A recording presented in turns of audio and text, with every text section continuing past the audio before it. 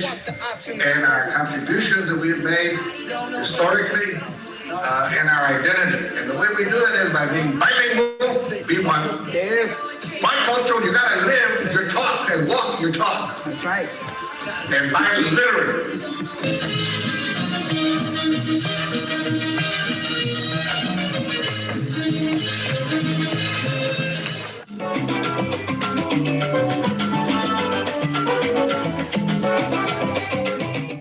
But more than anything to represent women, Latinas, women of color, millennials, immigrants, basically people like me. I feel there's such a need for representation of all cultures, of all ethnicities.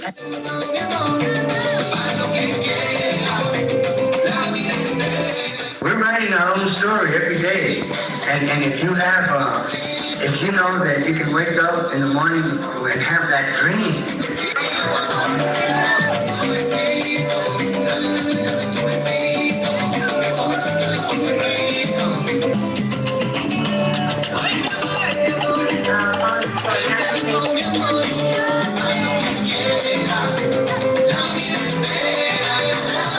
from the same school that I used to be enrolled in. Now my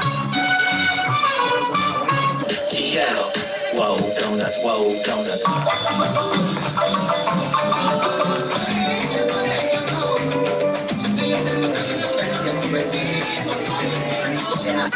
No le trates casamiento.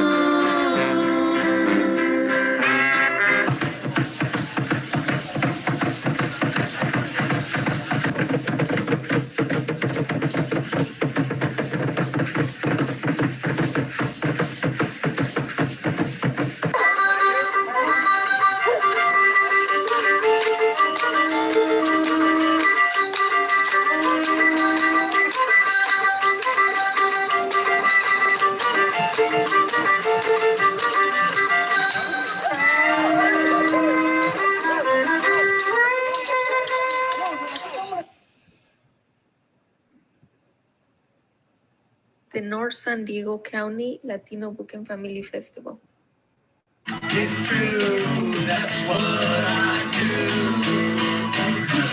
Oh man, the looks of it, you do too. Oh man, the looks of it, you do too.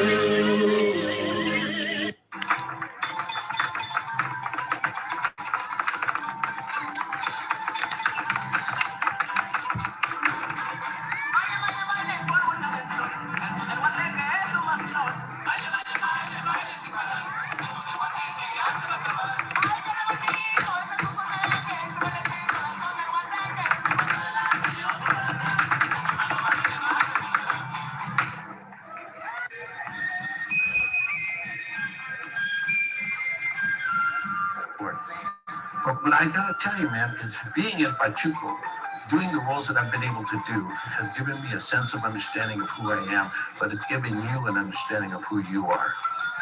And Selena did the same thing. Mi Familia did the same thing. Stand and deliver beauty and love.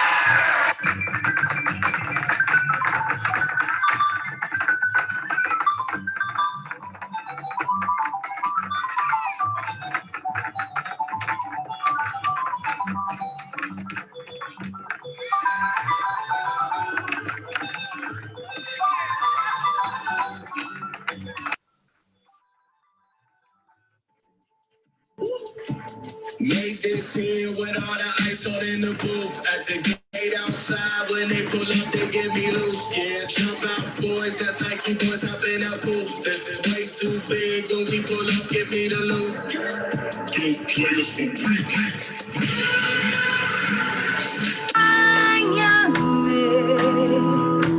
Porque puede suceder.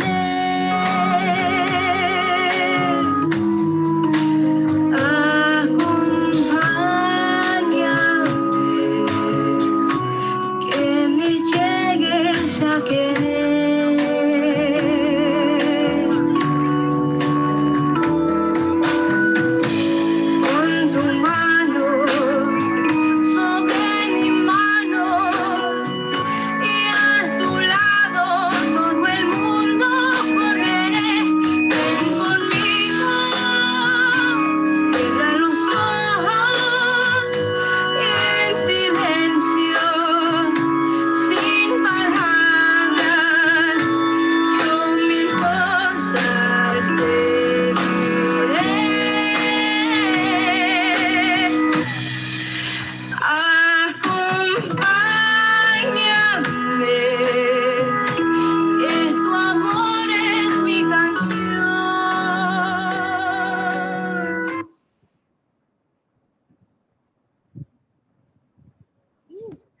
Welcome everyone once again to this virtual Latino Book and Family Festival. Bienvenidos todos una vez más a este evento virtual.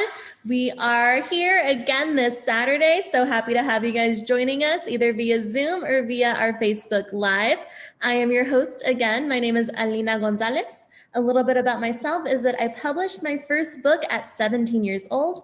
I attended undergrad in New York at Hofstra University, where I received a BA in film studies. And I just received my master's in teaching from USC this past spring. Estamos muy emocionados que están compartiendo su tiempo con nosotros hoy. Hoy seré tu maestro de ceremonias. Me llamo Alina González. Yo publiqué mi primer libro a la edad de 17 años. Asistí a la universidad en Nueva York y recibí mi maestría este año en la Universidad de USC. Estoy fascinada de estar con ustedes, promoviendo la lectura porque me encanta leer y aprender. So, before we get started today, I would just like to say a quick thank you to some of our sponsors that have made this virtual event possible. We have Telemundo 20, NBC7, AARP, MAC, and Route 78 Rotary. So in celebration of Hispanic Heritage Month, we will feature a Chicano Park documentary. I would also like to take this opportunity to welcome Bea Palmer. She is part of our festival planning committee and will be here to help us moderate this discussion that we have today. Gracias, Alina. Thank you, Alina. Buenos dias. My name is Beatriz Palmer. The community knows me as Bea. And it's such an honor to be here, especially on this day where we are celebrating our heritage, Latino and Hispanic heritage, and also the 50th anniversary of Chicano Park. And a little bit about myself, I am an immigrant. We came to the United States here from Mexico when I was just about 2. And, you know, my parents didn't know how to read and write, and they learned when I was in 3rd grade. So being part of this amazing program and festival is just such an honor to bring to our community.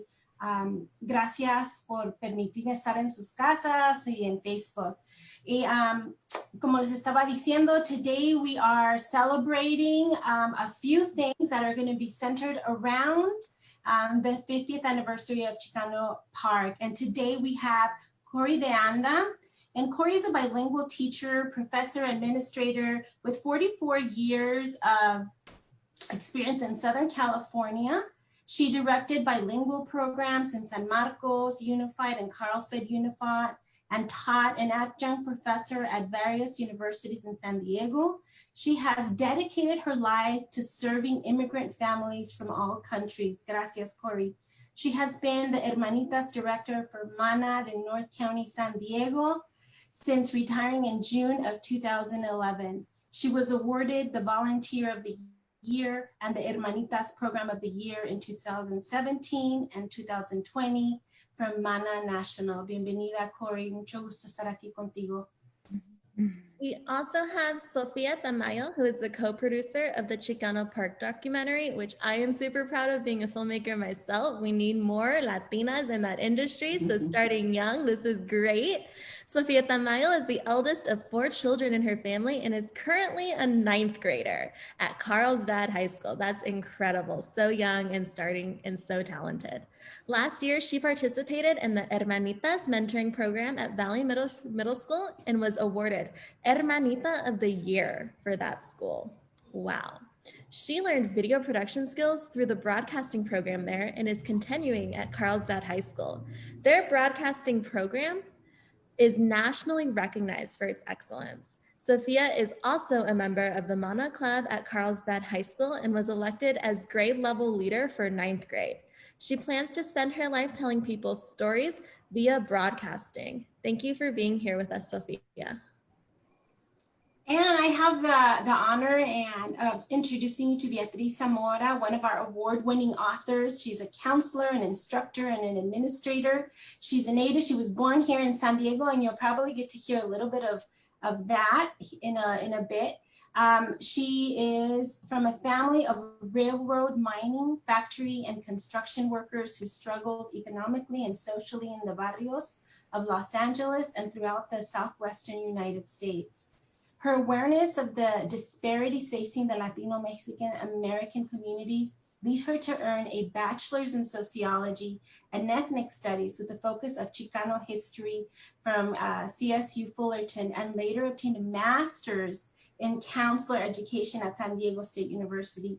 She completed a distinguished career in higher ed in 2015 after having provided counseling, instruction, and administrative dean posts for well over 30 years. Beatriz, and I love saying her name, has always enjoyed writing and learning about the mythology and the legends of our indigenous cultures within the United States, as well as Mexico. She is published author, having having co-authored 2 college success books called Native American College Success, and her first children's book, The Spirit of Chicano Park, became an award-winning author book here in the 2020 International Latino Book. It's such an honor to have you here with the rest of the panel. And we also have Gloria Favela Rocha. She is a San Diego local artist, professional muralist for 28 years, and paint contractor at Rocha Murals and Paint. Her upbringing as the daughter of immigrants, as a first-generation Mexican-American, and living in farming communities inspires her artwork. Gloria is one of 5 main artists working on the Anastasio Hernandez Rojas mural in Chicano Park, which I actually got to visit last night and see Gloria there. So we have some pictures you guys will get to see later. It was incredible and so emotional. She views Chicano Park as a place of spirituality and storytelling. And for her, the mural is a piece of recorded history, of struggle and hope for the future. So before I pass this off to B, I just want to say we're already blowing up on Facebook. So good morning to Gabriella Hushman, who's also a part of MANA. So shout out to you, Corie, for getting people to come join us through there. Rosa Maria Ortiz. I also want to say we have someone all the way from Mexico, 10 años, Alonso. Bienvenidos, gracias que estás con nosotros hoy. Education begins at the home, one of our big, always with us every Saturday. David Martinez is saying a special thank you to Beatriz for you.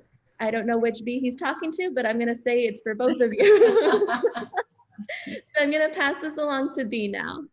Gracias, Alina. Thank you so much. Well, you know, agarren su cafecito, su agua fresca, get a hold of your cafecito or your agua fresca. Están en sus casas.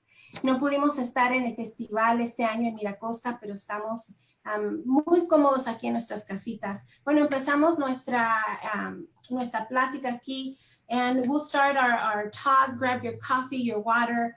And first, you know, we have such a privilege to have Corie de Anda, who worked on a special project to bring, to highlight and to bring awareness of our Chicano Park. And Corie, can you tell us a little bit about the documentary you and your students and your team created? Yes, it's I'm very excited about it. I thought that it was just going to be created just to show our mentees. And now that people are finding out about it, it's getting, you know, wanting to be seen other places. But I mentor students in 6 different schools, including 2 high schools in Carlsbad. So we already had our plans set out for our field trips for the spring. And one of the field trips was going to be during spring break to see the painters and watch the painters painting the new mural. I said, girls, you know, this is something you can tell your children about. You know, it's been years and years since you could have actually watched muralists painting a new mural in Chicano Park. And we hadn't been for a couple of years. So we had our plans, everything, and then that got kibosh. And I knew it was the 50th year. And then I kept checking their website thinking, okay, they have to do something. This word has to get out that it's the 50th year, you know, and something needs to be done. And I didn't see any videos come in. I didn't see any programs or shows. And they go, well, we'll see you in 2021. I go, but that can't pass. That story needs to be told, you know. And the mural is going on right now. And I have 2 friends that are on the painting. Eduardo Parra, who painted this one behind me, and of course Gloria Favela Rocha. So they were keeping me updated on what was going on, but then everything shut down. Their painting even had to shut down. So I said, okay, well, I had this mind just idea going in my head. And then Mana National called us on a web call. And they said, we want to challenge each of you chapters. Please make a video of a cultural event or a cultural, something cultural. And so I said, okay, we'll make a video on the Chicano Park at 50 years. And she goes, great. And so we get off the call. I went, oh, that's not gonna be too hard, right? Not me knowing nothing about making a video.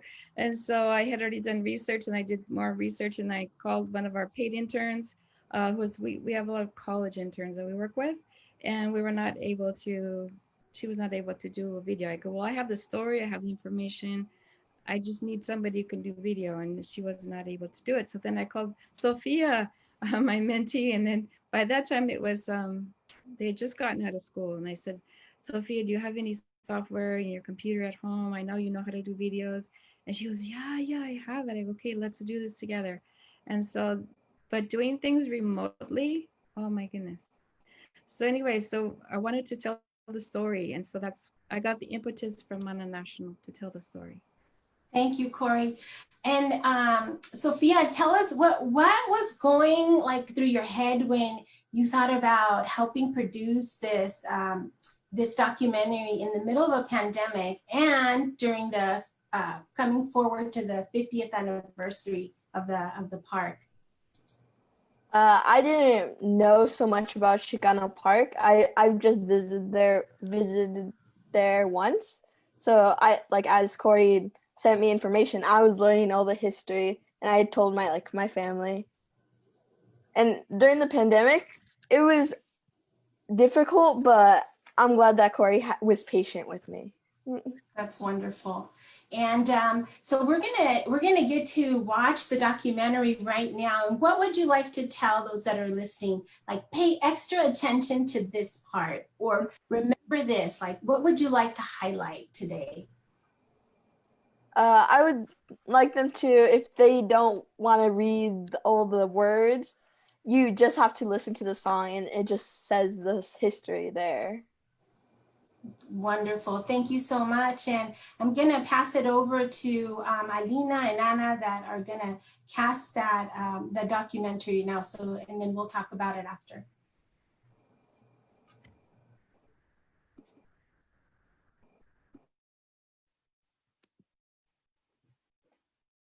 My name is Beatriz Zamora Aguilar.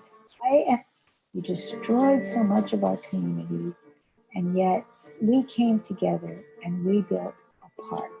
My name is Beatriz Zamora Aguilar. I am currently writing a children's book. It's a children's book that tells the story of Chicano Park. And the story of Chicano Park, I believe, is important for young people to understand that we live in a country where speaking your voice, the right to peaceably assemble is important. Those are important rights. And here's a community that stood up and said, that's enough. You know, you built a freeway, you built a Coronado Bridge, you destroyed so much of our community, houses were destroyed, people had to move, and yet we came together and we built a park. And this park is now an internationally acclaimed park. And it has murals that are now part of the National Historic Landmark for the United States. And so this park that came out of social justice movement, that came from poor people who just came together and said, no, our kids deserve a park. We're going to build this park, but we have to do it ourselves, is now going to celebrate its 50th anniversary. And I think that's amazing. And the art that's been created is very similar to the greatness of the art and murals of Mexico City. It's world renowned. The movements that have been stimulated by this park are also amazing. You know, the Danza Azteca, Chichimeca is part of that. Ballet Folklorico, the musicians, the lowriders, the brown berets that come together because they really originally came together to fight the injustices of, you know, lack of education and all these other resources that we as a community needed. It gave a voice to a community. And so to me, it's really, really important to document that and to help children understand that the land is important, that we need to take care of the land, and that Chicano Park is important, and that their voice is important. And so I'm thrilled. It's exciting for me to see it come to life. And I hope that children will enjoy it and that it will make a difference in the long run. In the year 1970, in the city of San Diego, under the Coronado Bridge, lied a little piece of land. A little piece of land that the Chicano community of Logan Heights wanted to make into a park. A park where all the chavalitos could come and play in, so they wouldn't have to play in the street and get run over by a car. A park where all the viejitos could come in the tarde and just sit down and watch the sun go down. A park where all the familias could come and just get together on a Sunday afternoon and celebrate the spirit of life itself. But the city of San Diego said, Charlie, we're gonna make a highway patrol substation here. So on April the 22nd, 1970, La Raza of Logan Heights and other Chicano communities got together and they walked down the land and they took it over with their picks and their shovels and they began to build their own park. And today, almost 20 years later, that little piece of land under the Coronado Bridge in San Diego is known to people everywhere as Chicano Park. Órale, Raza, vamos al parque. It began in 1970 under the Coronado Bridge en mi barrio in San Diego, where my people began to find what Chicano Park,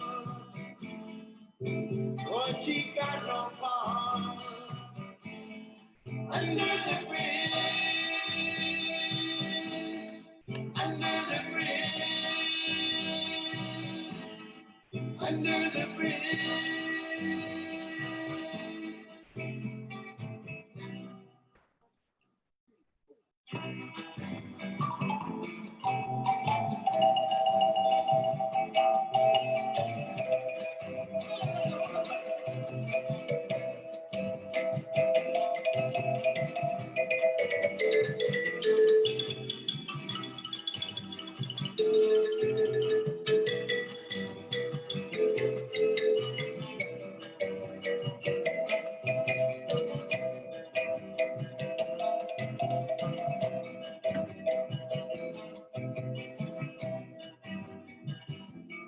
We shall continue to live, my brother. We shall continue to fight, my friend. We shall continue to live, my brother. We shall continue to fight, my friend. What you got no fun under the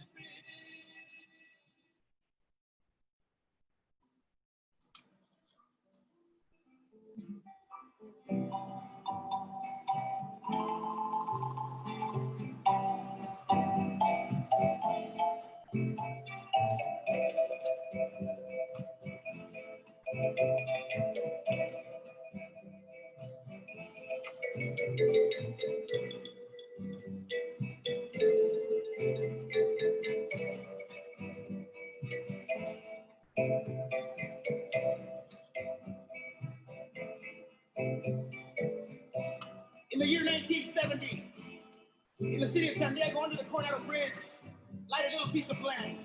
A little piece of land that the Chicano community of Logan Heights wanted to make into a park. A park where all the chavalitos could come and play in, so they wouldn't have to play in the street and get run over by a car. A park where all the viejitos could come in the tarde and just sit down and watch the sun go down. A park where all the familias could come and just get together on a Sunday afternoon and celebrate the spirit of life itself.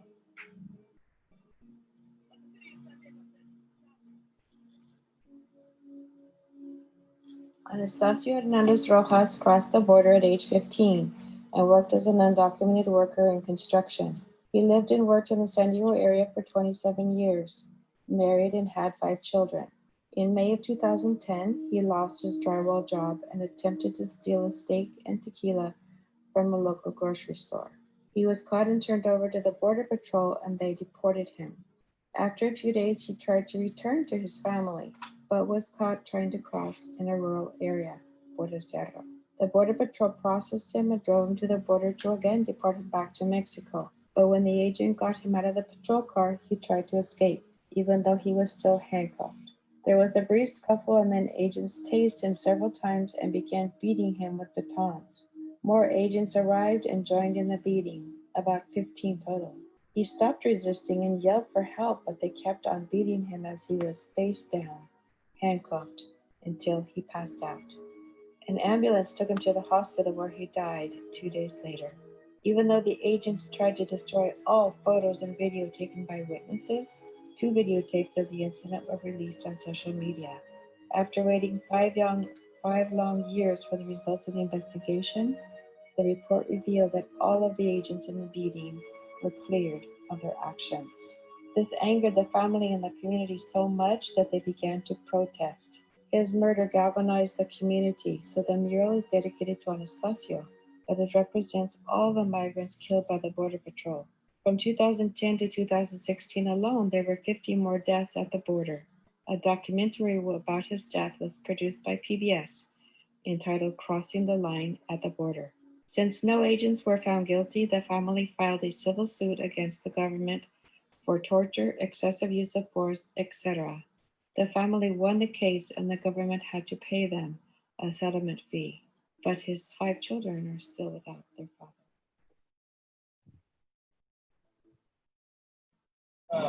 Now on the second level of the Anastasio Hernández Rojas mural here at Chicano Park, there's a great team of artists working with us.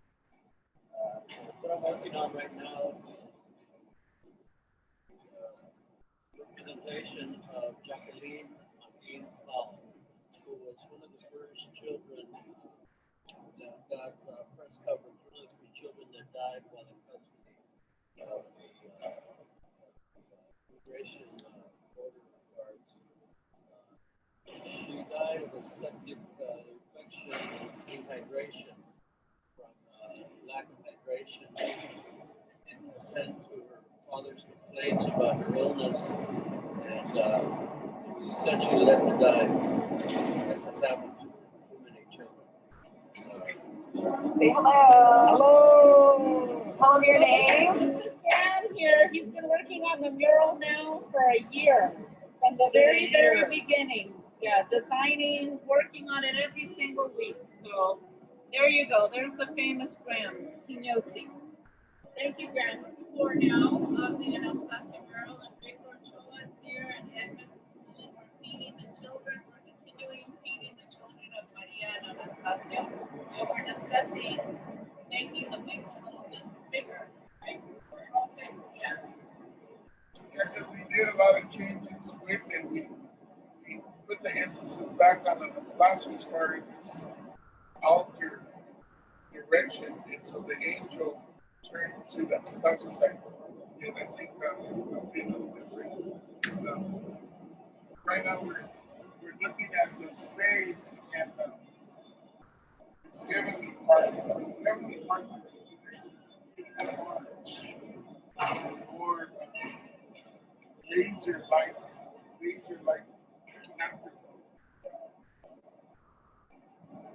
It'll be the rays of the UFOs are going to be coming down as she's sending out.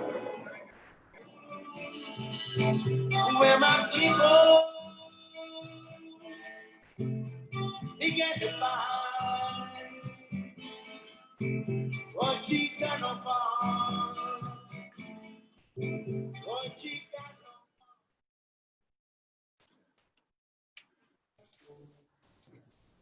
Wow. Thank you so much. That's beautiful. And I imagine that on our page so that others can go back and watch it and take their time and just reflect on all of the beautiful things about our culture and our history and our people. Alina, is there a question that you wanted to share from the audience or from the Facebook chat? We have a lot of people who are saying that they remember Chunky, and that he was awarded the National Endowment for the Arts, National Heritage Fellowship Award. Some people saying that they have visited the park on many occasions. And we also just quickly, I think some of our audience members are a little curious who this gentleman is with us too. So very quickly, this is Jose Jaime, if you can wave. We will get more into Jose and his programs further on into our program after we interview Beatriz, just so people are no longer curious of who's there too. We do have a Zoom question that is directed to Sofia. After having learned the history of Chicano Park, how does it make you feel about your heritage? I've always been proud being Mexican, so it was just nice, like knowing knowing what went into making that Chicano Park. That's beautiful. Thank you, Sophia. And I have a couple of questions here, and feel free to jump in, our panelists, Corie, Sophia, Beatriz. So what were some of the challenges you encountered in creating this documentary during a national pandemic and in light of everything that's happening with civil rights and discrimination across our nation right now? Well, because it was a pandemic, Sophia and I couldn't sit down together at the same computer and work. We had to work remotely. And we were working during the daytime when there was no phone at her house. She doesn't have landline. She didn't have a cell phone. She now has a cell phone. She graduated to high school.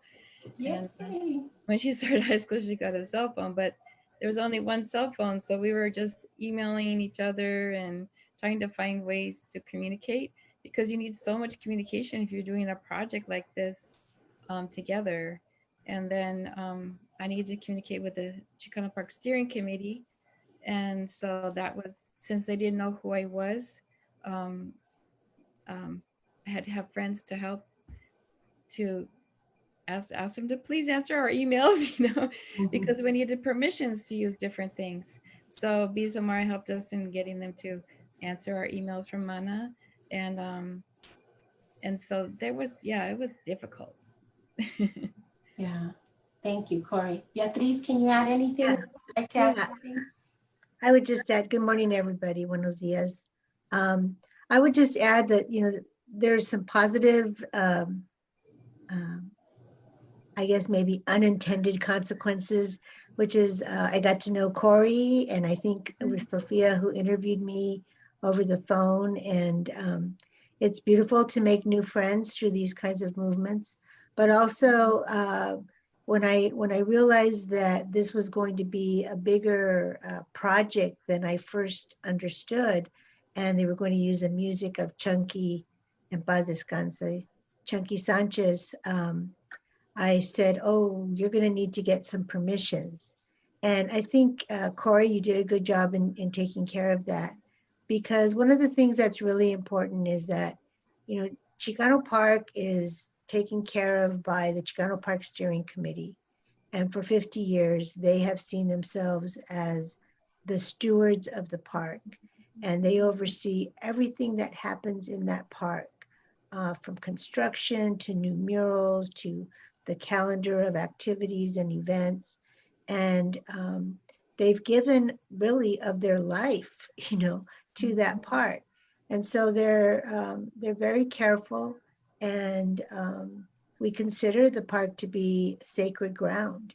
And so anyone who wants to come in and do a project with the park really needs to ask permission and really needs to get the guidance of the Chicano Park Steering Committee.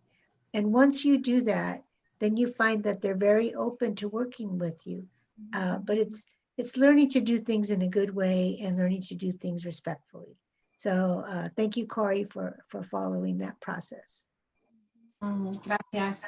My next question is, what elements did you want to ensure you captured in this documentary? Like, what things did you thought, we have to convey this message, we have to share this part of our treasure, of this gem in our community? What would that be? Well, it's difficult to tell 50 years history, and we were given a time limit of 10 minutes. I go, oh, and I watched all the hour-long videos telling the history, and I went, wow, and that doesn't even include now. So I said, well, we need to highlight how does it start, and then the process of redoing the murals, because paint fades over time, and then the new murals. So we had the three basic phases that we need to highlight. And so that's when I found Bizamora's video on YouTube. And I go, wow, this is perfect, perfect. And so that's when we connected. I go, because she's telling the story of the beginning. And then we were able to add some text to also tell the story of the beginning. But you have to pick the really important, significant things to get them to cover 50 years in 10 minutes. Thank you. And my next question is, did anyone want to add? Beatriz, did you want to add something to that? Yeah, please add. I was just gonna say, you kind of never know why things happen in the way that they happen. And that video that you saw that was incorporated into the larger piece was actually filmed by Nopani Hernandez, who is part of the Enrique family who've been involved in the park since its inception. And she had called my husband and me to come down to City College and be videotaped because she's doing a little project on the Danza Azteca, Chichimeca. And we've been involved with this movement for over 40 years. And then just at the spur of the moment, she says, oh, let me ask you a few questions about your upcoming book. And so she said, I'll create something for you that you can just put out there to the community. And I'm thinking, wow, thank you. What a great gift. So it's funny that it all, ended up the way it did. So you never know. You never know where things are going to lead or where they're going to go. But I'm glad we could be a part of that. Yeah. Yeah, and I think the best things happen when they happen just organically. And I think that's what we saw here. Our last question for this segment of today is, what is the main message you want the community to take from this? Sophia, Corie, and Beatriz, from this documentary, what would you like for them to take? I would want them to take just that it's keep on improving, and we're always as a community gonna try to strive for more recognition. That's right. Gracias, Sophia. Gloria? Hello, hi, good morning, buenos dias.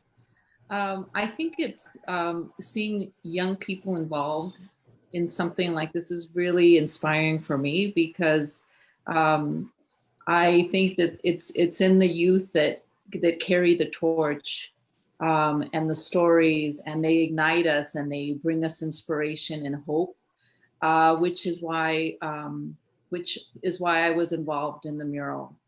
There's a lot of tragedy that's in there, a lot of sadness, but we also have to remember that we also have a responsibility to bring hope.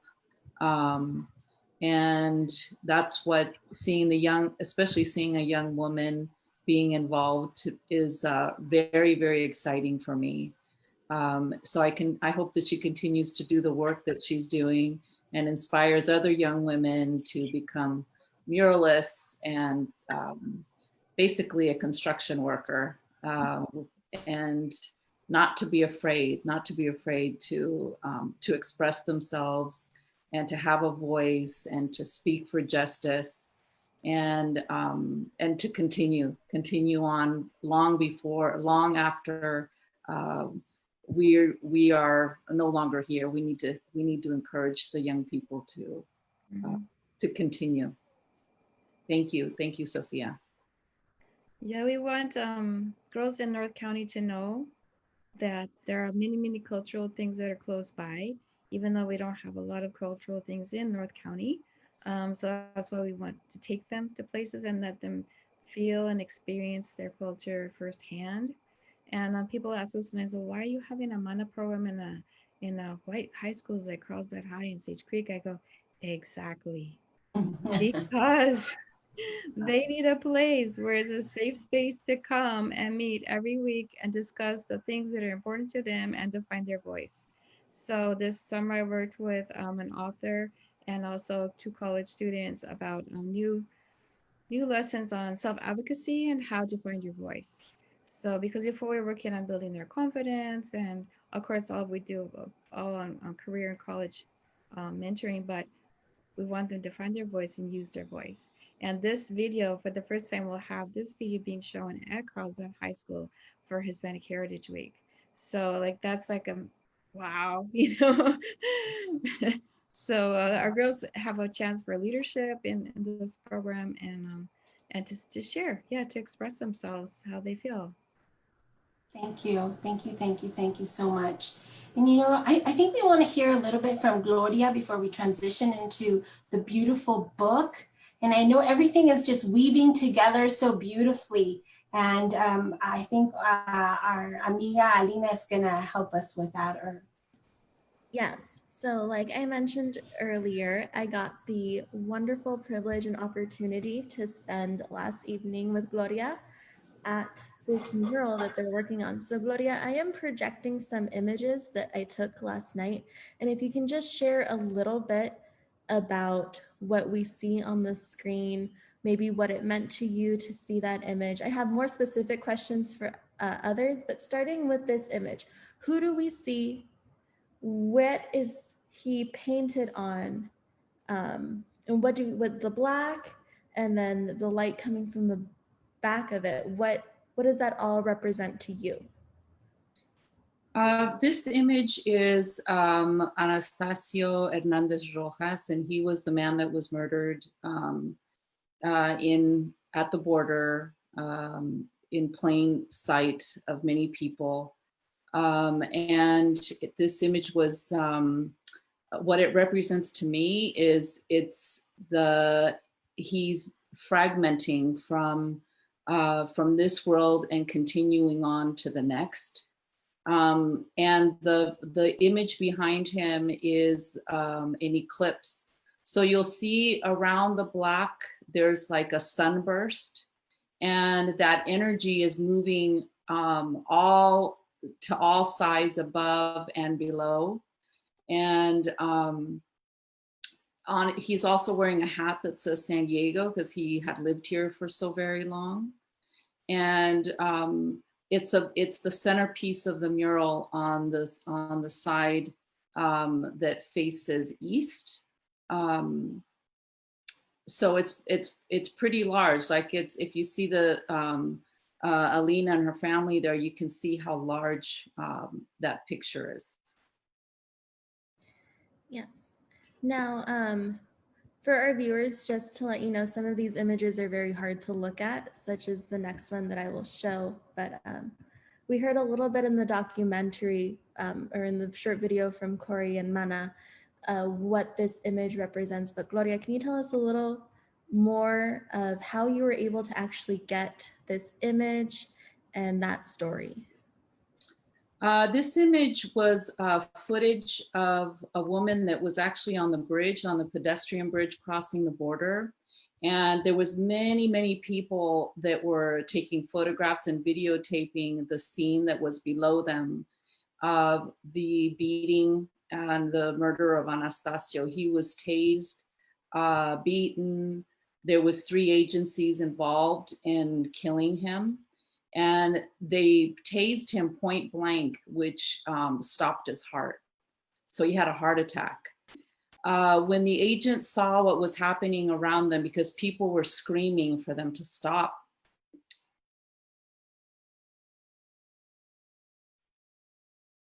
I'm sorry. No, it's okay. And take your time. It is very hard and it's very emotional to have to discuss these events, especially with how close you've become to the family in this project. So they lined up the people that were videotaping Anastasio. And there was one woman who put her phone in her pocket and she continued walking. And after he was killed, they covered up the story, and they said that he was actually hogtied as well. His feet were also bound. They removed his clothes. He was naked, and all of the documentation was to cover up what they had done. And the woman's name is Ashley that recorded this. She was very, very afraid for her life. And so she hid the phone. And at that point, there was other people that had been killed at the border. There was another woman, a young woman that was shot in the head point blank in front of her 2 toddlers. And so they went to Ashley and they said, this is continuing to happen. And so at that point, she turned over the phone. And so it proved what really had happened to Anastasio. And without her videotaping that, this would have never unfolded the way that it has, the truth. And for the past few weeks that we've been doing the festival, I always mention that us as an organization want to say that Black Lives Matter. And Gloria said something beautiful to me last night that showed, you know, us as Latinos, as Chicanos, we're also people of color, the same as Black lives, and we have the same cover-up of murders, the same kind of, I'm forgetting the word, but just to keep us silent if we have the footage or if we have the knowledge of what actually occurred. Yeah, and Alina, I want to add that for those of us that come from Mexico, the transatlantic slave trade also stopped in Mexico. And the data is showing that one in 5 Mexicanos are Afrodescendientes. And so we are deeply connected to the hurt and the pain of our Black brothers and sisters. So thank you for that. Yes, so I have 3 images here. The first one, Gloria, I want you to, this will connect straight to what B and I just said. Can you tell us the story about your hairdresser and this image when you were talking to her about it? I live in North County, so people ask me when they run into me what I'm working on, what projects I'm working on, and I've been on this project for over a year. And I went into the hairdresser, and I was talking about this project. And one of the things that she said was that we needed to take care of our own people. And it was really shocking to me that she would say that. She's an awesome woman, but also it was confusing to me because she was an immigrant from Vietnam. And so as we continued talking, her sisters all work in the salon as well. This image came up of this father and daughter who drowned, and they are face down in the water. And so you can't really see their ethnicity in this image, which I think is so powerful because it can put anybody in that situation. And when I left the salon that day, everybody was crying. And I didn't understand like the connection that my friend had at that point until I went to a planning meeting later that week. And as I had to share the story. It was very emotional for me because it was just fresh. And one of the other artists, Mario Chacon, talked about the boat people. And what my friend shared with me, what Na shared with me in that conversation was that she came from Vietnam as a small child with all of her sisters and her parents, and they came across, and a family in Escondido, a church sponsored them. They took care of them, that financially they backed them, they helped them through school. They made sure that they could sustain themselves.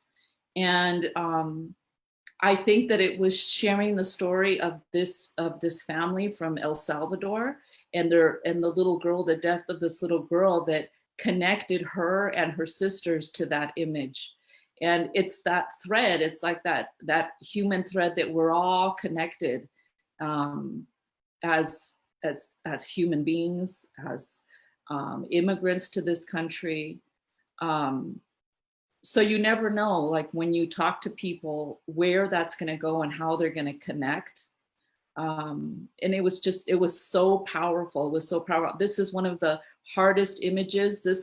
actually this scene came up last summer when I was in a airbrushing class with Victor Ochoa with my professor.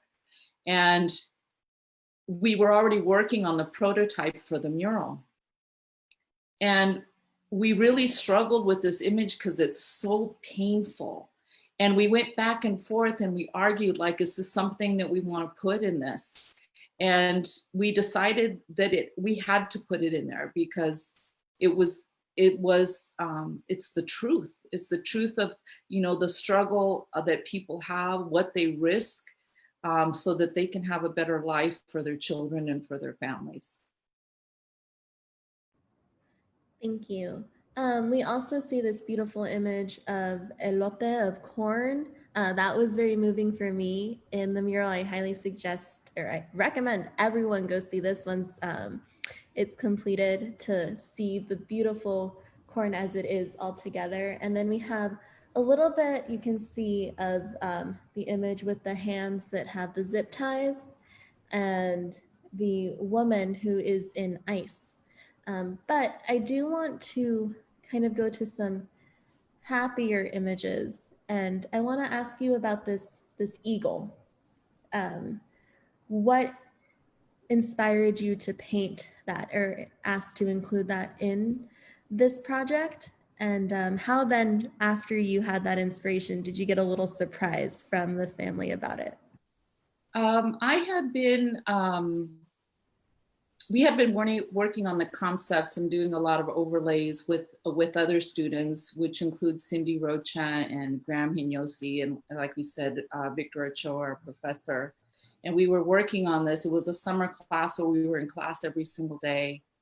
And I was getting, seeing a lot of eagles, like even, like when I was in meditation, I was getting these visions of this eagle. And so to me, it represented like the ongoing spirit of Anastasio. And so we decided to put the eagle flying up towards, ascending into the above, into the next world. And so it was something that we already had set in our overlays and our concepts.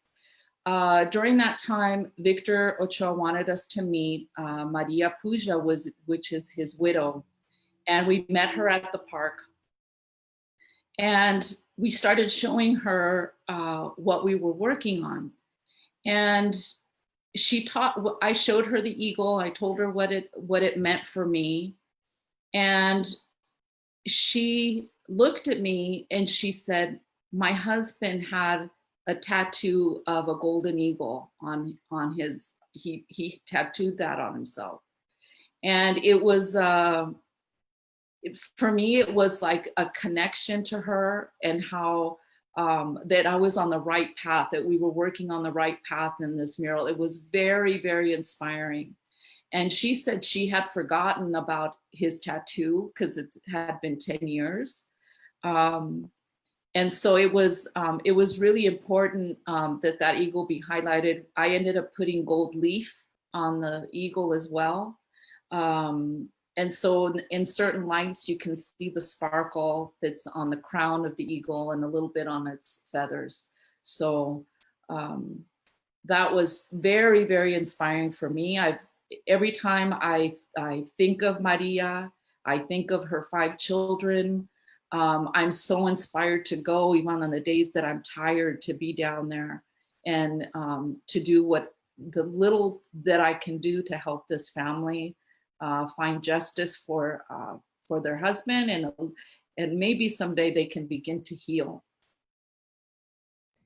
Thank you so much, Gloria. And can you let our audience know where this mural is located, where they can find it in Chicano Park? The mural is located next to the skate park. So at this point, it's the furthest mural out, closest to the water. But right adjacent to, there's a fountain, and then the skate park is right next door to that. Thank you so much. And I'm going to pass this back to B. Gloria, thank you so much. And, you know, as we think about everything that we are talking and reflecting on today and the birthday of this beautiful Chicano park, as we reflect on that and the establishment of this park, you know, at one point it was a blank canvas. It was a blank canvas. And my father, there was something that my father always said, que la sangre llama. Blood calls us, blood draws us. And I see your paintings, the paint, the oil, the acrylics, those that represent our blood, and they draw us in and they tell the stories. So thank you for that. And some of us, you know, that are listening, we don't have the ability to drive down to Chicano Park. We can't do that. And so we're gonna tell you how you can tap into and sneak in and peek into Chicano Park in a different way. So we've heard that this park has been described as at one time not very pretty park. Yet our people have taken this blank canvas and weaved its art and its history and its historias and its literature and our gente.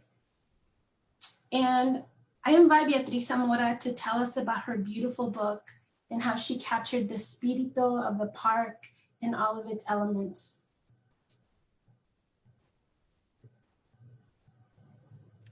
Thank you. I'm feeling a little emotional right now. Thank you, Gloria, for your work. Those animas are speaking to you. They're guiding you in your work as they guide many of us on our journeys, right? Yes. And so, whew, yeah. Okay, the book. This is what the book looks like, The Spirit of Chicano Park. And I've been involved with Chicano Park since 1979. I was born in Logan Heights, but raised in Los Angeles. And when I came back to San Diego as a young Chicana, entering a master's program, I was so excited to come and learn about my birthplace.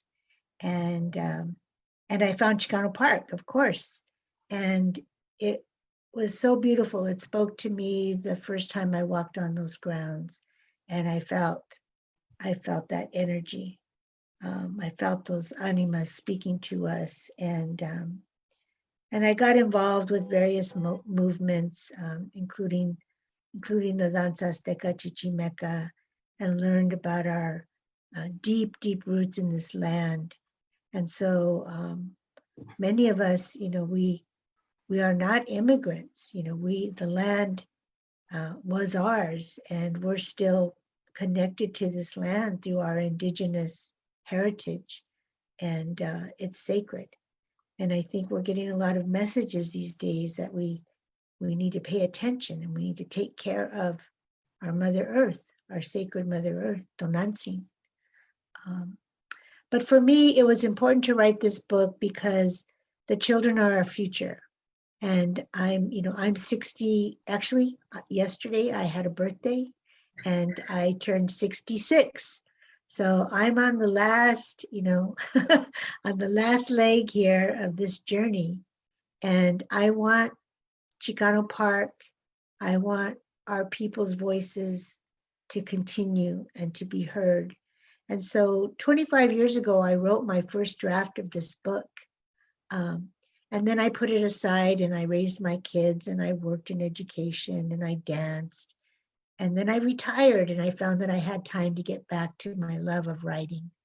And one of the projects I worked with when I was an educator was the Puente Project. Was one of the first counselors to bring that to San Diego Community College District. And it's an important program and it still exists to this day. I know you're involved with that, B. Palmer, because it helps Chicanos to understand that they have a role in society and that the better educated they are, and that if they transfer on to universities from community colleges, they can put themselves into positions of making important decisions in this country. And so during this time, it's amazing how all of these, I don't think there are many accidents that happen in this world. And I think that all of this different messaging is converging at one time and bringing back now the message of the Black Lives Matter. You know, I lived through the 68 movements and all the social justice movements of the early 70s. And so, you know, Black lives do matter, and people of color's lives matter. And our indigenous spirit matters because this country has been built on the backs of people of color, and we have a right to participate, and we have a right to have our needs met in this land. And so to me, the spirit of Chicano Park is all about that. It's about telling our children and their parents, especially some of the newer immigrants that don't understand always the politics of this country, that things don't just happen here. We have to stand up. We have to find our voice. We have to take action. We can do it respectfully. I mean, the artwork, what more nonviolent way is there to send strong messages but through beautiful artwork, right? So to me, Chicano Park demonstrates that. So the book is bilingual. It is historical fiction. You know, I think there's a part of the story that all children can relate to. These two children move into Barrio Logan, and which, by the way, was originally named Logan Heights. And the name again was changed without any consultation with the community. And they find this magical park, because to me, Chicano Park is magical and it has a spirit. And they find this park that invites them into the community, that shares the beauty of their culture and their history. And the kids realize by the end of the story that this is a great place to live. And they weren't happy about moving in the first place because they didn't want to leave their friends or their schools. What kids want to move? But they had to move. And coming to this neighborhood and finding this park was what invited them in. And the person that taught them this story is La Señora. And La Señora is a magical figure. And she's someone who actually comes out of a mural and starts to tell them the story of Chicano Park. So I wanted to figure out some way to bring the park to life. And the only way that I could get my hands around that was to have a figure step out of the mural and tell the story. And in the back of the book, I've included a timeline of the community, because Chicano Park is located in Logan Heights. It's one of the first Chicano communities of San Diego. At the time, the late 1800s, early 1900s, it was one of the most diverse communities because it was the only place where people of color could buy land, okay? There was a thing called covenants, the land covenants, and lenders wouldn't lend to you if you were not the right color, depending on the neighborhood you wanted to buy it. So this was a very diverse neighborhood that then became a hub for immigrants. It became a hub for factories and toxic companies because zoning laws were changed. And then the Coronado Bridge and Interstate 5 came in. And so a community that was vibrant, it was an exciting community. They had dance halls and restaurants, and they had their own movie theater, and they were a vibrant, panaderias and tortillerias, and they were a very vibrant community, was literally attacked with the construction of these two, I don't know what you call them, these two monuments, I guess, of the Coronado Bridge and Interstate 5 freeway. And that the state was able to do that under the laws of eminent domain. And so over 15,000 residents had to move. They had to give up their houses and move. They were displaced. And so this little piece of land underneath the Coronado Bridge, the community came together and said, we want a park. And when they found out that the city was going back on their promise to build the park, and the construction workers were there ready to build the bridge and build the 5 freeway, the mamás, las abuelitas, los niños college students showed up and they held hands and they got in front of those big bulldozers and they would not let them work. Now that's power, right? But that's power based on love for your community and for the future of your children. And so eventually they built their park. And so that's what I wanted kids to know about this book. I wanted them to know that they matter, but that these things don't happen automatically. You've got to take action. You've got to know that you matter and that you can make a difference. And I don't know what your original question was because I get talking and I go out. That was perfect. I don't know if I answered it. That was perfectly. It's like sitting in the living room and just having these platicas that are enriching. You know, well, we've heard this documentary that we encourage you to share. And I think Ana or Alina will post it on the chat in our page so that we can continue sharing that beautiful work. And we will definitely post your book. And this is a call of action for Oceanside Unified School District as they are starting their ethnic studies program and all of the other districts to please include our history, our people through your books. And there's one right here that they can purchase from a local artist, a local writer, a local educator. And so I'll make sure that I let the board members that I know, hey, this book is a must, and this documentary is a must. And let me just add something.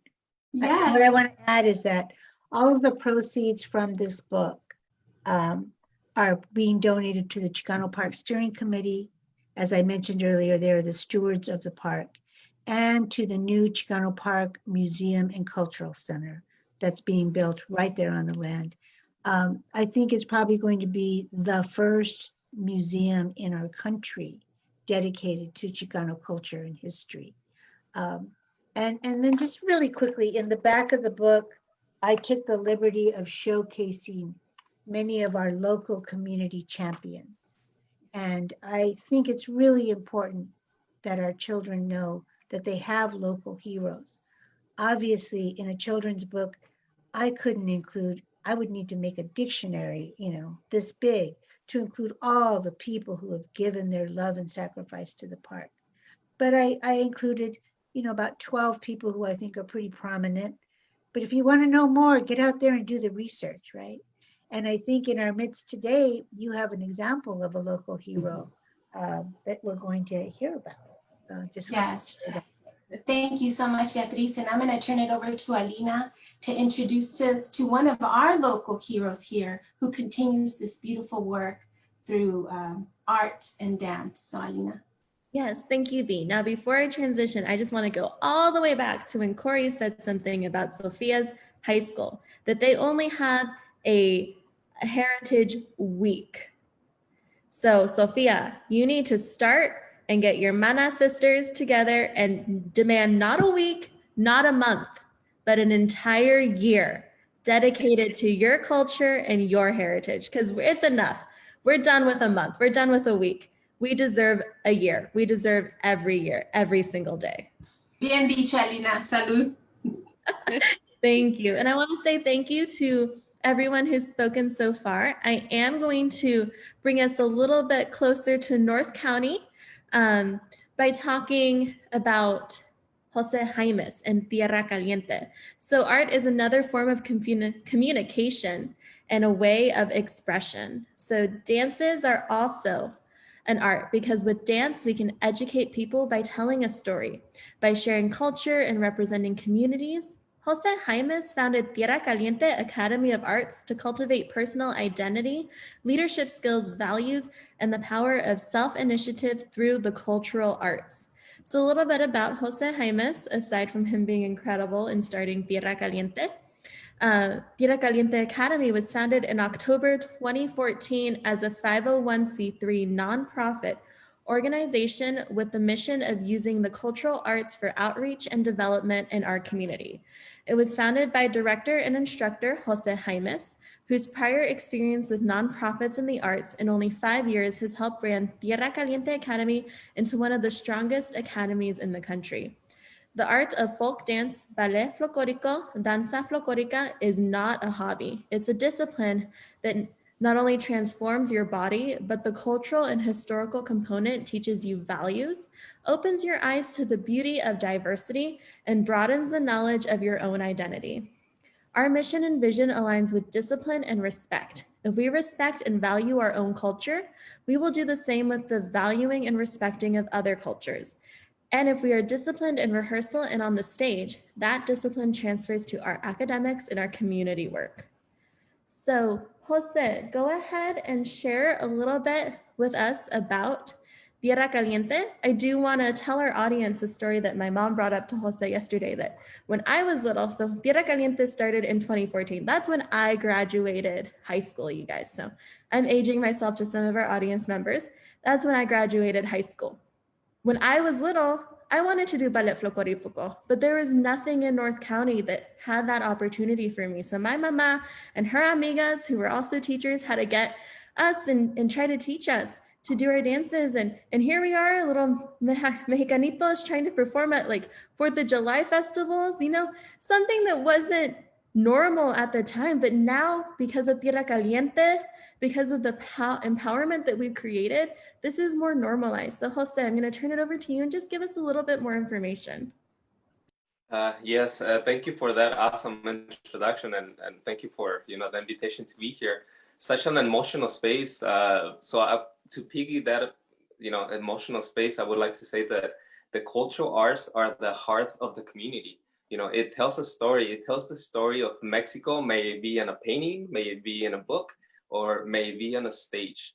And the beauty of our Mexican cultural roots is that we take tragedies and we transform them to celebrations, and those celebrations move on to the generations to come for they learn from what we did or the ones before us did, so that hopefully they don't make the same mistakes and just take that cultural aspect to another level. With Tierra Caliente, yes, we started in 2014, but I would like to say that from the very beginning, we started everything a little bit different. Like in the 90s, early the 2000s, the folklorico group or instructor was used to purely being entertainment. There was like a Cinco de Mayo, which in Mexico we don't celebrate, by the way. There was a Cinco de Mayo, Fiestas Patrias, or whatever it might be, and all of a sudden everybody remembers that there's folklorico groups, right? So they get invited to those events, but after that, what happens? They simply become part of the background entertainment. So in starting 2012, we started writing our bylaws, our models, artistic models, educational models, financial models, every kind of model that you would think that would complement the vision of forming Tierra Caliente into the representative of the cultural arts here in San Diego. So yes, 2014, we kicked off in 2014, and it took us a couple years to develop that concept of discipline and respect.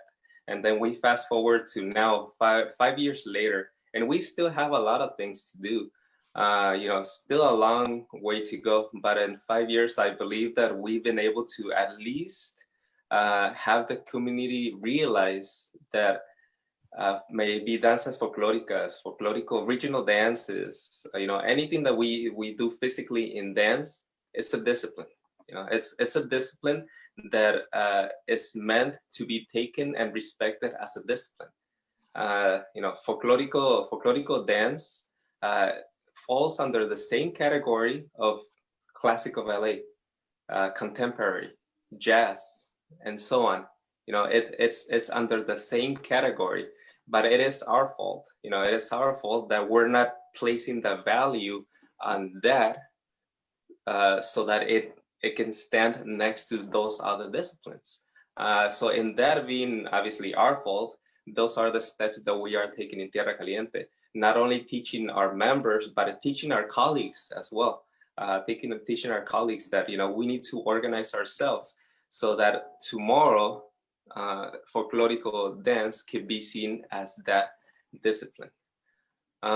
So I'll just briefly introduce what I, the positions that I hold in the community, in order to work this this project, and then maybe we can show the first video so I can talk about it. So I'm very fortunate to represent 3 institutions at the moment. Obviously, Tierra Caliente Academy. The second one is I'm on the board of trustees for the California Center for the Arts Escondido.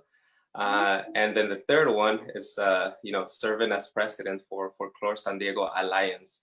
And it sounds like a lot, but those 3 organizations, we've been able to work, or at least branch out the work so that we can work towards the same purpose, which is developing Escondido, North County, into the cultural epicenter in San Diego. So that's our mission. And that's our vision, and it takes a pueblo. It does take a community to put all of this together. So today I'm the face, right? You guys see me talking about this, but there's a team behind me who is very passionate about what we are doing and what is to come.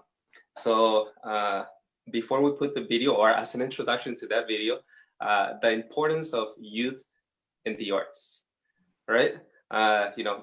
Putting aside that folklorico dance is an art movement, it's a moving art. It's a moving art. So you physically learn how to dance. So putting that aside, one of the things that I emphasize in my classes is diversity. Learning, for example, learning why I'm brown, or I'm dark brown actually, why I'm dark brown, and then whoever's standing next to you is lighter skin. Why? Learning about those roots so that those youth can then grow up to have a broader understanding in that we are more alike than different, because we come from the same roots, right? If I stand next to somebody who comes from who has a direct descent from African descent, I can honestly say, I can show my skin and I can say, being from Guerrero, I have some African blood for sure. So it's that, and of course, I just mentioned that because of the Black Lives Matters movement, where we all go through that, through that at some point of our life. And I guess in this space, what I can say is that if we work together as a community, and then we respect ourselves in the community, then therefore we're going to be able to respect others in our community. So if you don't mind playing the first video showing the youth.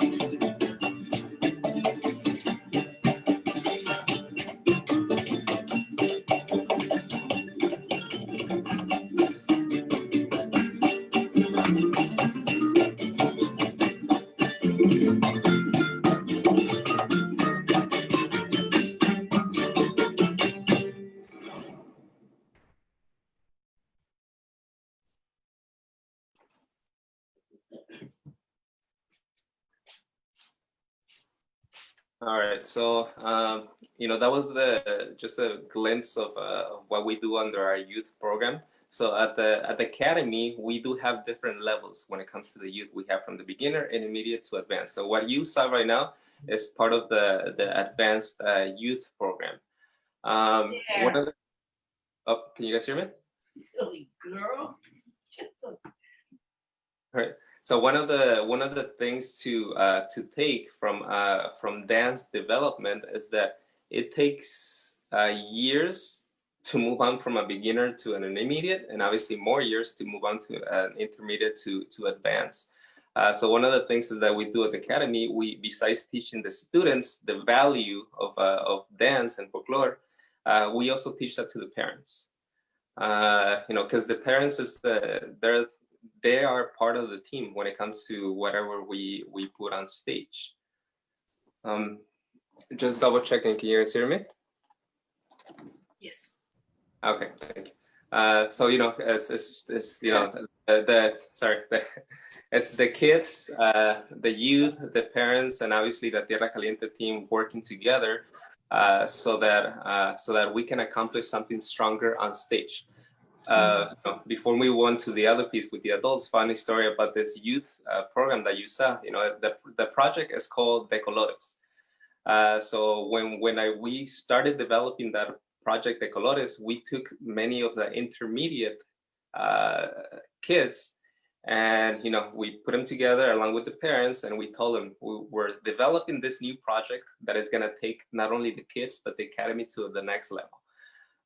So what is going to happen? Obviously, more commitment and more discipline, right? That's something we do at the academy. So it was easy for them to understand that concept.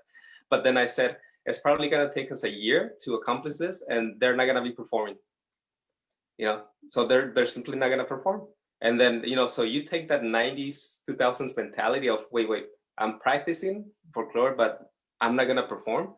That was a crazy concept to the parents.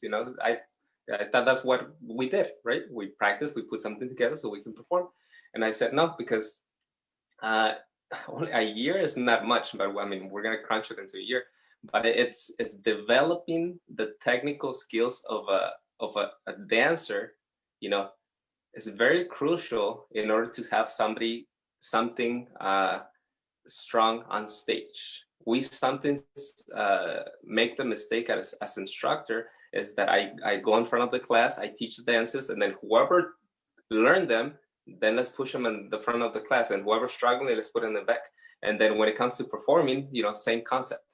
So that was the not only myself, but a lot of the directors now, they are taking that approach of developing the dancers so that we're not only entertaining on stage, but behind the stage, we're also making sure that the kids are developing those skills that they will not only do on stage, but they will attribute them to their own lives, especially academics. If a disciplined if I have a disciplined dancer, most likely I can say that dancer is one of your top A's and B's students in your class. And that's one of the things that we actually check at the academy, and those conversations with the parents. If your kid is not doing well in school, well, let me know, because then obviously we gotta do something here at the academy to make sure that they get back on track. All right, so that's youth developing identity, diversity. We can move on to the other video that shows the adults.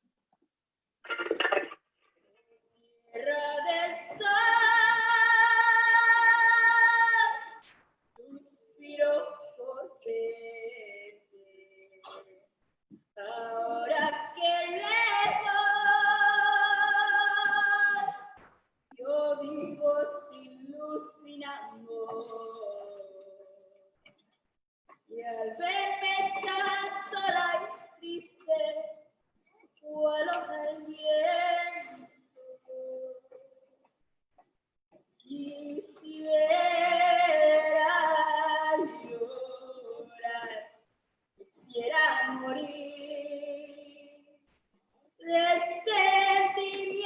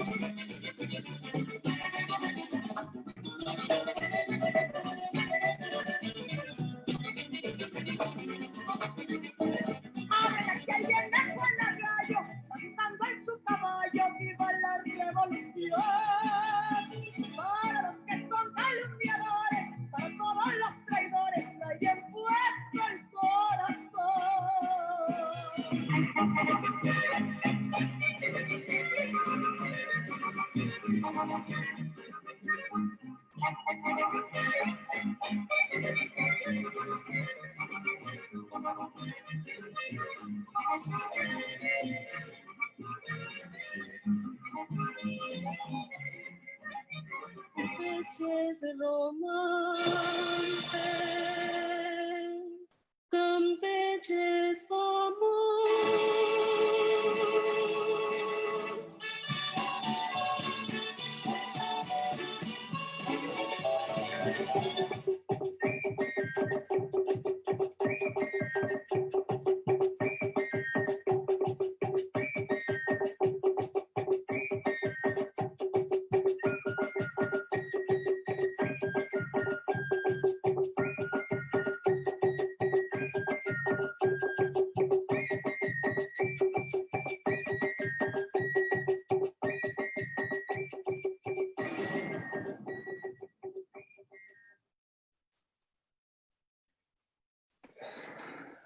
Okay, so with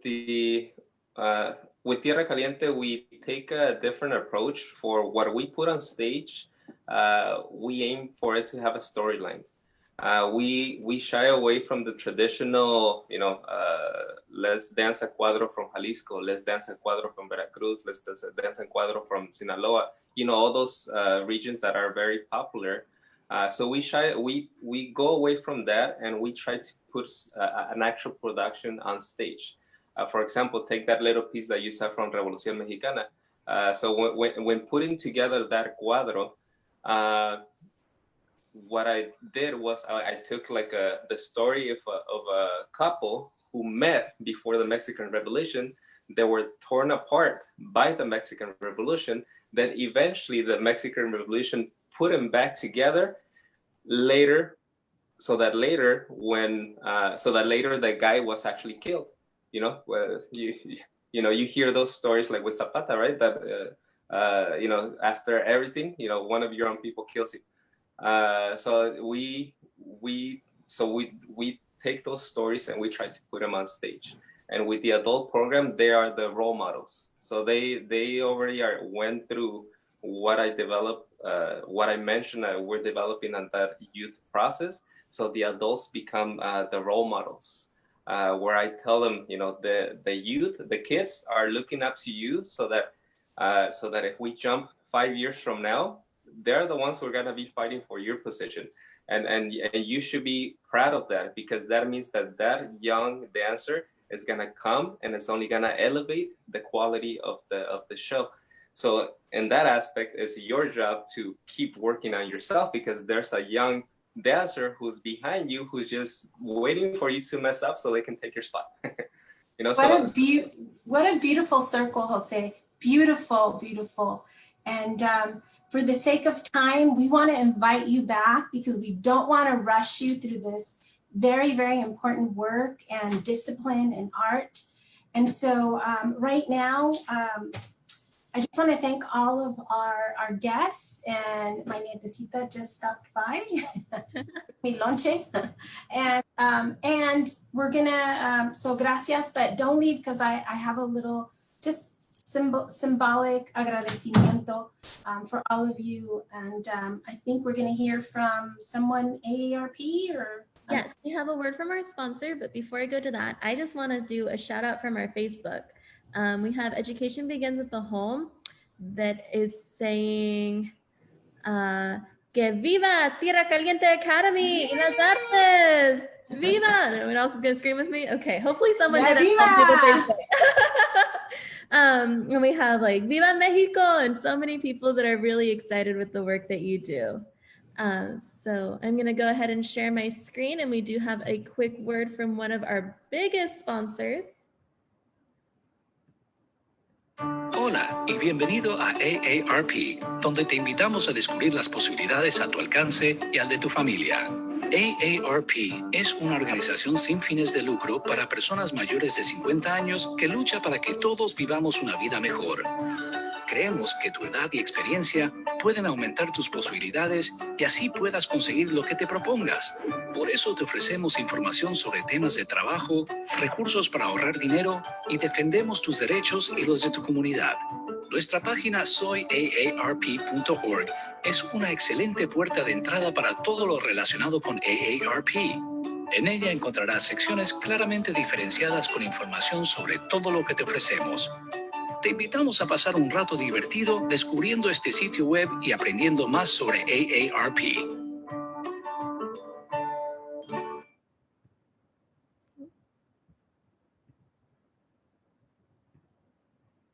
Our story begins more than 60 years ago inside an abandoned chicken coop where our founder discovered a retired teacher living, no home, no health care. So she said no to this injustice and yes to transforming lives. It's this drive, this compassion that inspired AARP. Today we empower people to choose how they live as they age. We advocate for health and financial security. We strengthen communities everywhere. We are AARP, creating real possibilities. Thank you so much. What an important message of community. And at this moment, first I want to thank you all, the panel. Thank you to the panelists, to Alina, to Latino Book, Empowering Latinos. And I want to offer you this light of agradecimiento, esta luz de agradecimiento a todos los que hicieron este evento, a los que han puesto su sangre, su sudor, su pasión en nuestra comunidad, como el Chicano Park. Feliz cumpleaños, Chicano Park. Feliz cumpleaños, Beatriz Zamora. And in honor of those who have left us, like Anastasio and Chunky and Justice Ruth Bader Ginsburg, who passed yesterday, I'd like to read this quote. If you want to be a true professional, you will do something outside yourself, something to repair tears in your community, something to make life a little better for people less fortunate than you. That's what I think a meaningful life is, living not for oneself, but for one's community. And I think that's what you all are doing. And I'd like to close with her other quote that I think is so relevant to the work that Empowering Latino and Latino Book and Family Festival is doing. Reading shaped my dreams, and more reading helped me make my dreams come true. Ruth Bader Ginsburg. Our thoughts are with their family. Gracias, Alina. I'll pass it over to you.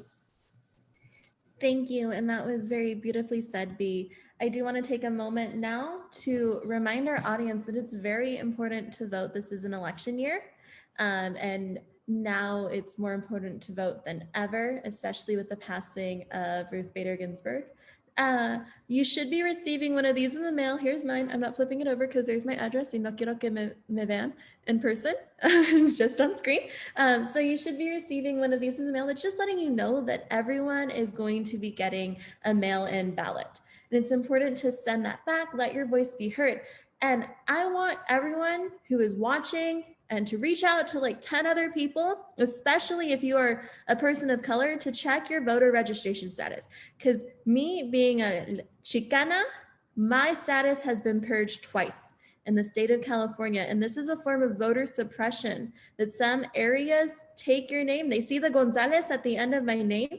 They see the Gonzalez at the end of your name, the Jaimes, the Patino at the end of your name, and they purge you from the voting register. So you need to double check, make sure that you are registered to vote, because this has happened twice to me, and I didn't realize it until I go up to vote and they say, oh, you're not registered. I'm like, what are you talking about? I registered a long time ago. They're like, we don't see you here. I go online, it said my voting status was no longer active. So everyone, after this event, not right now because we still have a lot more to go over, but after this event, go check your voting status, go call your mama, your tios, your tias, your comadres, your compadres. Let them know, hey, I need you to go online and check your voting registration status because it's important that your voice is heard. At this moment, we would like to feature a book, Cuando tus palabras son tu oración, por Maylina Arroyo. Este es un libro de extrema inspiración. Estimula a no temer ante las dificultades. Al leerlo, vivirá la energía e impacto que Maylin causa en las vidas a través de sus conferencias. Es un libro poderoso y real.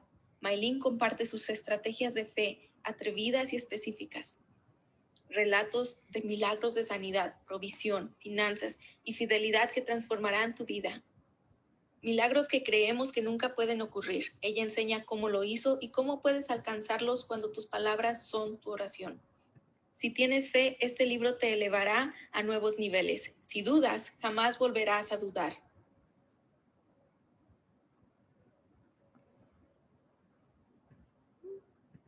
So go ahead and check out this book. This is our featured book for this week, and it was a winner at our last week's International Latino Book Awards. We go ahead and grab your familia, come sit down because we have some entertainment for you guys. We have Ralph Nirvus, accompanied by Lewis. And Ralph Nirvus actually got to be with us in person last year, so we're so lucky that he gave us a video for this year so we get to still experience that talent.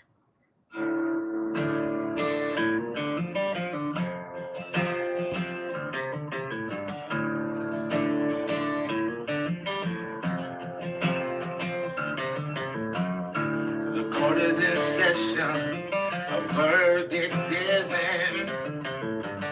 No appeal on my docket today, just my own sin.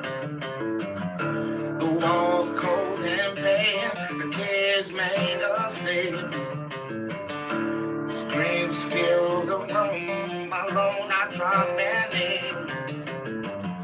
The silence not sound, my breath the only emotion around. Demons fluttering around, my face showing no emotion. Shackled by my sentence, expecting no return. Now here there is no bandage, my skin is burned. And I said, oh, so I held my head up high. I didn't hate that burns inside, it's only fuse that self-destruct. And I said, oh, held captive out from the sun, from that shines on only sun, beyond me for all the one.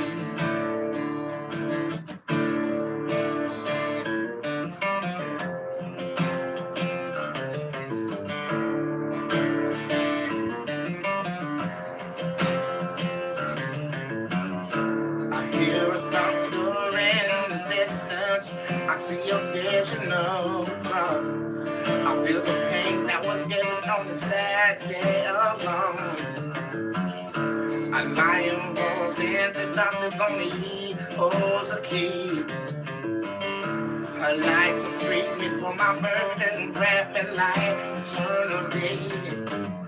I should have been there on a Sunday morning, hanging my head. No time for mourning, I ain't got no time. I should have been dead on a Sunday morning, banging my head. No time for mourning, ain't got no time. And I said, oh, so I held my head up high. I didn't make that burns inside, only fuse that self-destruct. And I said, oh, held captive out from the sun, sun that shines on only sun, beyond people all the one.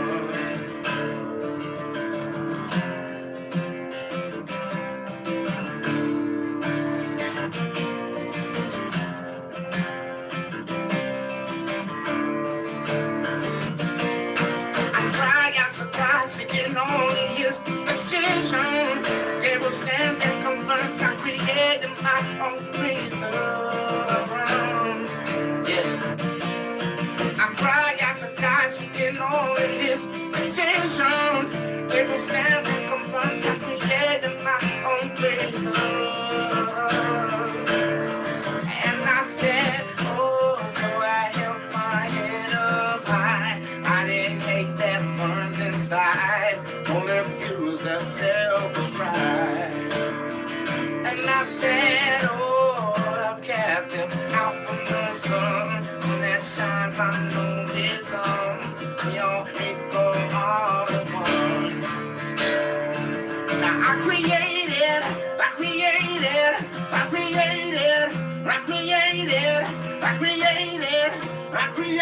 my own prison. I should have been there on a Sunday morning, hanging my head. No time for mourning, I ain't got no time. Yeah, happy Sunday, y'all. Woo-woo.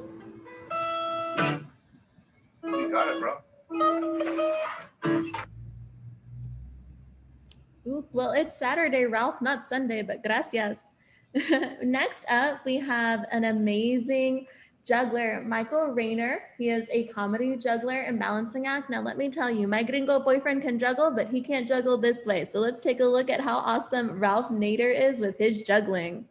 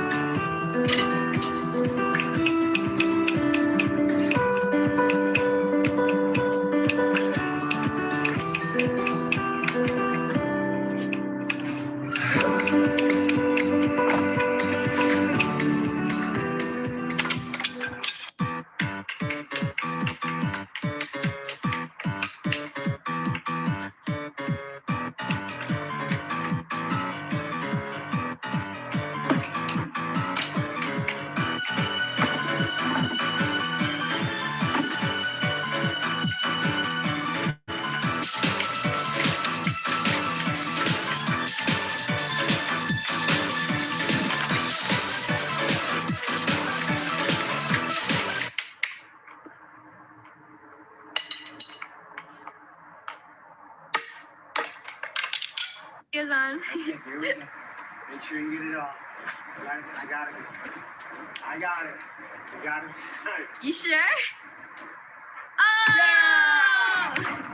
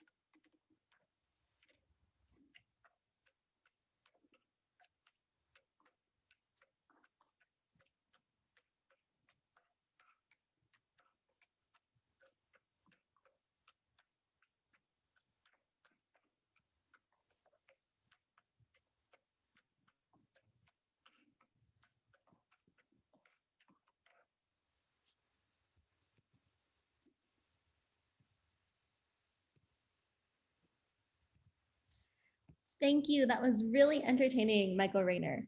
I would like to take a moment again to thank all of our great sponsors, all of these people who have made this virtual festival able to happen this year and multiple days. I love that so many of you guys keep joining us week after week. I love seeing the same names. I love it when you guys bring new people. It's so much fun just to be here for you guys. So again, thank you to Telemundo 20 and San Diego 7, AARP, Route 78 Rotary, MAC, Miracosta College, Loyola Press, Chartered Course, and thank you to our literacy partners, the International Latino Book Awards, San Diego County Library, ISNA, Student Equity, NALEO, and Education Begins at the Home. A preview for next week, we are going to have a great program with a conversation about education with Kirk Whistler, the board president of Empowering Latino Futures. Mr. Whistler is so knowledgeable about education, and he even has this great resource for anyone who's looking for scholarships, or anyone who knows who someone that's looking for scholarships for college. Let them know about next week's panel to come listen to Kirk Whistler. At 12 p.m., we're going to have one of my great friends, Guy Steele. He is a renowned violinist. He's toured with many popular artists, including Vanessa Carlton, and he just did an awesome tribute to Selena, so maybe we'll get to hear a bit about that. And we're gonna have Cowboy Ken Frawley. So I hope you guys can join us next week. It was so great to have all of our panelists this week. We touched on a lot, and if there's anything I can have you guys take from today, it's don't let Hispanic heritage be just a week, a month in your children's schools or in your school. Make sure that we start demanding a year and every single day for the rest of our lives. Thank you again. My name is Alina Gonzalez, and I'll see you next week.